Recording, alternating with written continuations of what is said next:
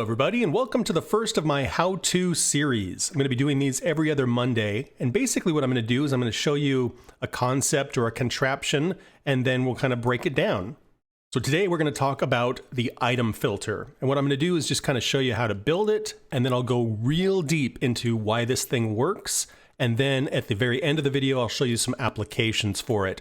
I'll put timestamps down there so that you can skip around if you want to. So to build an item filter, you kind of want to figure out placement based on what you're filtering. And then we're just going to kind of build it in the middle of the air here. We're going to do a couple of hoppers facing in that direction, and then you want another hopper facing the opposite direction. We're going to put a hopper that way. These are just temporary blocks. We'll get those out of the way. And then what we're going to do is we're going to put some blocks on the back here. You kind of learn this shape. So it's going to go back to down one. This will kind of wrap around. Then it makes kind of a circle like this.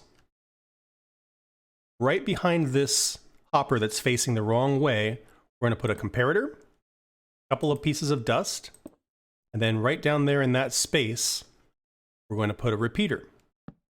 On the other side of this block where we've got the repeater, we're going to put a redstone torch. And that is an item filter. The only other thing you need is in this center hopper, you need to put 18 of the item that you want to filter. And then in these slots, you just need one placeholder of something that'll never come through here. And a lot of times I will take an item and rename it something like placeholder or garbage or something like that, just so that it will never ever run into another one of itself. What happens here is when we put something in this top hopper, you can see it kind of goes through and ends up at the bottom. If we put something that we're not filtering, it just sits there. It doesn't go anywhere. So it is only accepting the item that we're filtering. So I'm going to get real detailed and go into all of the different pieces that make this thing work, just so you can understand how it functions. There's a couple of things to understand about hoppers. One of them is that items flowing through a hopper will always try to go down before they go across. So if I put an item in this chest here, it's going to go across, and because it has the opportunity to go down, it's going to go down. So the only time something would make it across is if this hopper was locked, or if this entire system here was full, and then it would flow across. But right now, the way it stands, once an item gets here, because it has the opportunity to go down, it's going to take it. Another important thing about hoppers is that they can be locked. If you power a hopper, it will stop letting the items flow through. So you can see we have 5 of each of these items in here. If I go in here and I place one more item, it'll flow down, and you can see it stops here because this hopper is powered. Now, hoppers only have 5 slots. So if I put a diamond in here, it's not going to go anywhere because there's nowhere for it to go. One final thing about hopper behavior is when items empty out of a hopper, they empty from left to right. So if I break this torch, the items will start flowing, and you can see they flow from the left slot, then the next slot, etc. Another important component in our item filter is the redstone torch. There is a redstone torch that is locking our hoppers. And when a redstone torch is on a block that receives power, it inverts. So if I send power into this block, you can see the torch turns off. If I turn that power off, this guy turns back on. The final piece of the puzzle in our item filter is a comparator. And what a comparator does, among other things, is it measures how full a container is. So you can see this container, this hopper, is completely full. And so the comparator is sending out a signal of 15. Now, if I was to pull one of these stacks out, you'll see the signal decreased a little bit. If I pull a couple more stacks out, the signal decreases further. So the comparator is sensing how full this guy is. So back to our item filter, we have 3 hoppers, one that is empty here, one that has our filtered items, and then one that is empty down here. And we have a comparator measuring how full this hopper is. And you can see the signal that's coming out is only to here. This is being powered, this is not. Now, when we put an item in here and it matches this, that's going to increase how full this is. And so that signal is going to push just enough to light this one up.